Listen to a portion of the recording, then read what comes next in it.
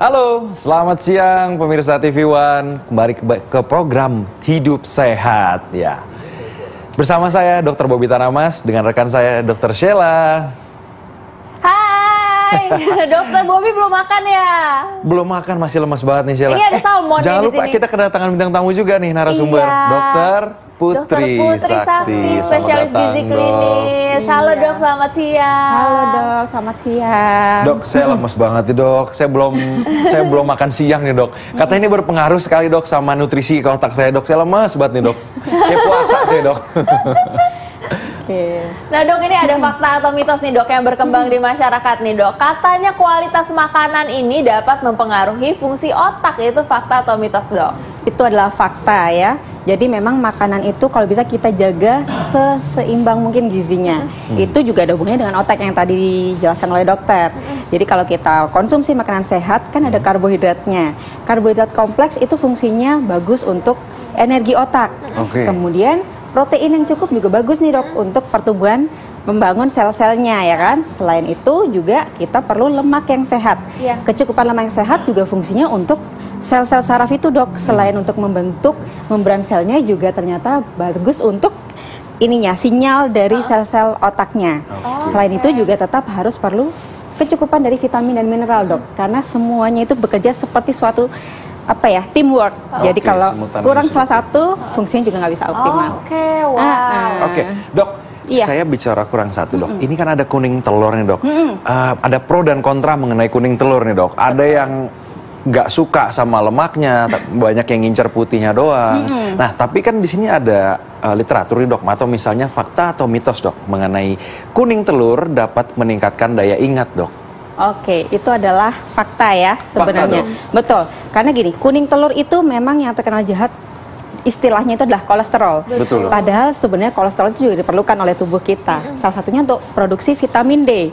Nah, tetapi memang untuk kuning telur itu dia tinggi dengan kolin. Kolin ini bagus sekali untuk sel-sel otak kita. Jadi dia melapisi dari sel-sel saraf sehingga produksinya lebih bagus, sinyal-sinyalnya juga tadi. Jadi lebih oke. Jadi dengan sinyal yang lebih oke, memori lebih bagus, fokus pun juga lebih optimal lagi. Berarti nggak perlu khawatir sama kuning telur ya Dok? Betul, tetapi Dok, jumlahnya Dok. Untuk ini Dok, usia berapa sih Dok? Yang maksudnya yang cocok untuk konsumsi kuning telur, kan di masyarakat tuh ada yang udah di atas usia sekian tahun, itu kolesterol meningkat Dok. Nah, umur berapa aja nih Dok yang aman untuk mengkonsumsi kuning telur Dok? Oke, kalau misalkan kuning telur sebenarnya dia memang semakin kita usia tua, memang metabolisme kita semakin lambat ya. Tetapi memang itu sebenarnya bisa kita imbangi dengan olahraga dan lain-lain. Tapi kalau ngomongin kolesterol itu sebenarnya kan tadi tetap penting. Tapi yang perlu diperhatikan adalah apakah orang tersebut memiliki resiko dislipidemia atau gangguan lemak jahat di darahnya gitu ya istilahnya. Atau mungkin kalau memang orang itu ada darah tinggi, riwayat jantung, stroke, maka memang tidak boleh lebih dari 300 mg atau sehari cuma boleh 1 butir telur Dok. Gitu. Berarti jumlah kuning telurnya ini memang harus diperhatikan ya Dok ya. Sehari cuma boleh 1 hari. Baik Dok, ini kalau misalnya dicampur dengan sayur-sayuran nih mungkin dibikin omelet, itu aman nggak Dok? Aman. Justru itu bagus sekali. Jadi sayur, mayur itu kan tinggi serat ya Dok ya. Betul, Dok. Serat itu salah satu membantu untuk mengurangi penyerapan dari kolesterol. Jadi otomatis kalau telur itu dikonsumsi bersama sayur itu bagus banget. Justru malah sebaiknya disarankan untuk dikombinasi. Baik Dok. Nah Dok, ini ada fakta atau mitos lagi nih Dok. Ini katanya konsumsi ikan laut Dok, ini dapat membantu kesehatan otak kita Dok. Ini fakta atau mitos? Tapi jangan dijawab dulu Dok. Sesaat lagi jangan kemana-mana, tetap di Hidup Sehat. Ya pemirsa, kembali lagi bersama saya Dr. Bobby Tanamas dan juga Dr. Sheila dan Dr. Putri. Kita masih di segmen Tahukah Anda? Sekarang di meja kita udah banyak sekali ya. Ada kacang-kacangan, stroberi, ikan. Wah, ini ada umpan buat mancing nih ya. Nah, ngomong-ngomong soal mancing, tadi pertanyaan pancingannya belum dijawab nih Dr. Sheila. Bener banget. Tadi ini aku sempat nanya nih Dok. Ini kalau misalnya ikan laut itu katanya bagus untuk meningkatkan nutrisi otak. Itu fakta atau mitos kah Dok? Oke, itu adalah fakta ya. Jadi memang ikan laut, terutama ikan laut dalam, dia biasanya kaya dengan omega 3. Itu udah biasa ya dengan tentang omega 3. Nah, omega 3 itu tidak hanya bagus untuk anak-anak sebenarnya. Untuk kita pun yang dewasa bagus. Karena kandungan omega 3 tadi ternyata bisa membantu memperlancar aliran darah. Otomatis dengan aliran darah yang bagus, oksigennya juga lebih tinggi ya, Dok. Sehingga untuk fokus, kemudian kecerdasan dan juga untuk memori itu lebih oke. Gitu. Jadi memang berapa banyak nih Dok ikan lautnya nih yang perlu kita konsumsi? Terus kalau misalnya aku sendiri suka banget salmon, saya nggak ada ini ya sendok garpunya sekarang. Ngapain mau nyusi? Terus kita boleh kombinasikan atau pilih salah satu apa gimana nih Dok? Oke, jadi gini, ikan laut itu kan bervariasi ya. Tentunya semuanya ada kelebihan masing-masing. Jadi sebaiknya sebenarnya adalah dikonsumsi bergantian nih setiap harinya. Tetapi memang beberapa ikan itu lebih cenderung tinggi omega 3. Contohnya seperti salmon ini dan ikan kembung. Nah, kalau membicarakan ikan kembung ini bisa menjadi salah satu pilihan buat ibu-ibu, bapak-bapak di rumah untuk mengonsumsi, karena kadang salmon bisa jadi kita sulit mendapatkannya dan lain-lain ya gitu. Tetapi jangan khawatir karena kandungan omega 3-nya untuk kembung ini juga cukup tinggi. Tidak kalah sama salmon. Nah, Dok, kalau misalnya cara terbaik nih, Dok, buat pemirsa di rumah kan mau tahu nih masaknya ini untuk tidak menghilangkan nutrisinya ya, bagusnya tuh digimanain Dok? Cara masaknya gitu Dok, cara mengolahnya Dok? Oke, untuk pengolahannya pertama pasti harus bersih dulu ya Dok ya. Setelah bersih, kita konsumsinya kalau bisa yang paling sehat adalah antara di steam, kemudian direbus tentunya ya, tetapi dengan bumbu-bumbu, jadi biar rasanya juga nggak hambar. Kemudian atau mungkin dipanggang atau di presto, karena kalau yang deep fried atau digoreng sampai terendam dengan minyak itu, yang ada lemak-lemaknya jadi nggak sehat lagi Dok, atau lemak jahat. Dan itu tentunya jadi kita selain tidak mendapatkan manfaatnya, malah kita beresiko penyakit-penyakit lain. Gitu. Jadi pengolahan itu memang penting untuk kita perhatikan. Nah Dok, kalau misalnya ikan salmon kan banyak sekali Dok di restoran-restoran ternama gitu Dok. Kita makan mentah-mentah gitu. Sebenarnya gimana sih Dok untuk aman nggak sih Dok kita konsumsi makanan ikan salmon nih mentah-mentah gitu?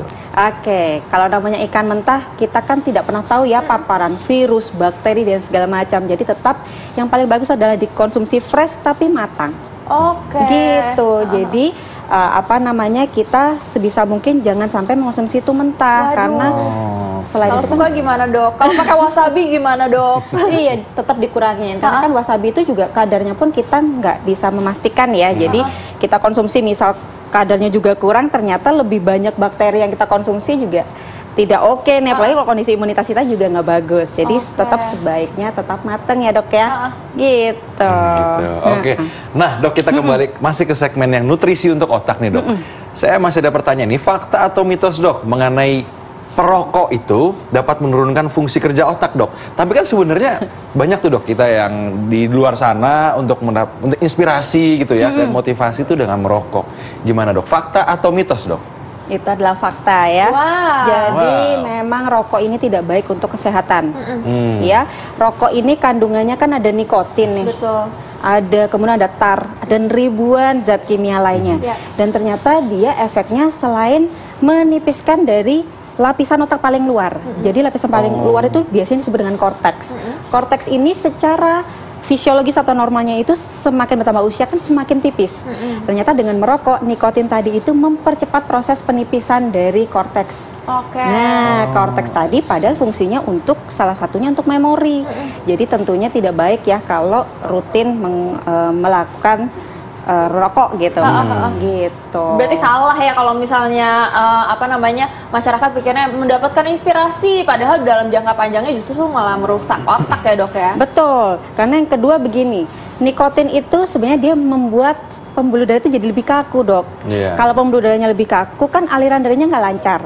Aliran darah nggak lancar, bikin radang di sel-sel otak, banyak sel-sel yang mati.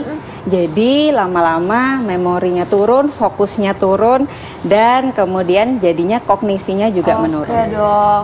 Nah Dok, ini ada fakta atau mitos lagi nih Dok. Ini katanya sering konsumsi junk food ini Dok dapat menurunkan daya kognitif dan juga memori otak. Fakta atau mitos Dok? Itu adalah fakta, karena satu, kalau kita ngomongin junk food itu kan ada produk tepung di situ ya.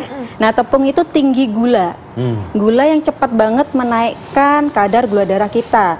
Nah, tingginya kadar gula darah yang terlalu cepat itu salah satu efeknya adalah buat radang Dok di sel-sel otak kita. Nah, radang yang terlalu tinggi itu juga kalau tidak diimbangi dengan antioksidan yang cukup, maka dia bisa merusak tuh sel-sel otak secara perlahan. Otomatis efeknya ke kesehatan otak juga nggak bagus. Gitu. Yang kedua, tingginya kandungan dari lemak jenuh. Kan dagingnya biasanya udah diolah dengan pemanasan suhu tinggi ya. Jadi lemaknya udah nggak bagus. Jadi begitu lemaknya tidak bagus, balik lagi dok tadi, membuat aliran darahnya nggak bagus karena pembuluh darahnya juga jadi lebih kaku ya. Atau kalau sampai dia terus-menerus, maka akan bikin plak atau penumpukan di pembuluh darahnya. Makin lama akhirnya tersumbat, alirannya makin tidak bagus, banyak sel-sel yang mati. Jadi untuk kognisinya makin turun, memorinya juga cepat menurun. Jadi jangka panjang nggak bagusnya bisa demensia dok. Oke, pokoknya penyakit-penyakit degeneratif itu jadi lebih cepat ya dok ya. Oke dok, baik. Nah ini, dok, yang saya mau tanyakan dok, ini kita tadi membahas soal nutrisi nih, berarti kan asupan dari luar. Nah kalau misalnya dari dalam nih dok, contohnya sebagai usia. Nah usia ini kan rentan sekali dok. Pada rentan usia berapa sih dok? Apa namanya kognitif, lalu fungsi otak tuh ikut turun dok? Oke, sebenarnya mulai di atas 40 tahun kita mulai aware ya. Jadi memang kita harus menjaga kesehatan tubuh kita. Tetapi kalau ngomongin kesehatan otak itu sebenarnya tidak hanya tentang nutrisi dok. Nutrisi sudah cukup, kecukupan air juga penting. Jadi kalau kita dehidrasi pun ternyata sel-sel otak kita juga mengalami gangguan dehidrasi, akhirnya fungsinya juga tidak bagus. Kurang tidur juga mempengaruhi. Ya, jadi kalau kurang tidur, balik lagi banyak radang yang ada di sel-sel otak, ujung-ujungnya juga mempengaruhi kognisi dan juga memori. Gitu. Jadi memang gaya hidup itu sangat penting. Selain usia, kita juga memperhatikan gaya hidupnya secara holistik. Gitu. Baik dok. Nah ini berarti ini semuanya nih yang ada di meja ini bermanfaat sekali untuk kesehatan otak ya dok ya. Betul. Termasuk susu juga ya dok ya. Betul. Jadi kalau misalnya susu sendiri nih, ini untuk dewasa bagaimana dok? Karena kan mungkin banyak yang bingung juga nih kalau ini katanya cuma untuk anak-anak. Dan semua ini dok, kalau misalnya dimakan dalam 1 hari, ini apakah lebih baik untuk otak kita atau seperti apa nih dok? Oke, ini bagus banget nih pertanyaannya. Kenapa? Karena susu ini sebenarnya dia sudah dikeluarkan ya dok dari 4 sehat 5 sempurna, karena memang dia di atas 2 tahun itu sudah tidak wajib ya. Tetapi memang susu itu ada kandungan-kandungan yang sehat di dalamnya. Contohnya adalah kolin, kemudian vitamin D, ya, kemudian banyak antioksidan juga di dalamnya yang bagus sekali untuk kesehatan otak kita dok. Gitu, karena kan antioksidan ini tadi untuk salah satunya mengimbangi juga dari radikal bebas yang terjadi ya. Kemudian kolin tadi untuk memperbaiki dari membran sel atau lapisan terluar dari sel-sel saraf. Kalau membran selnya bagus, maka aliran listriknya juga lebih bagus. Gitu. Jadi memang bagus untuk kita konsumsi gitu, tetapi sebaiknya tidak berlebih. Karena kalau berlebih, dia tetap ada lemak jenuh di dalamnya. Jadi tetap tidak baik untuk kesehatan. Oke dok. Oke, terima kasih sekali Dokter Putri atas penjelasan yang sangat edukatif dan informatif ini. Nah dok, kalau misalnya kita kurang makan, gitu kan juga berpengaruh pada nutrisi otak ya dok ya. Apalagi bisa menyebabkan nanti mah, mual, pusing, atau sakit yang namanya GERD. Nah, apa sih bedanya sakit GERD dan mah ini? Gimana Sheila?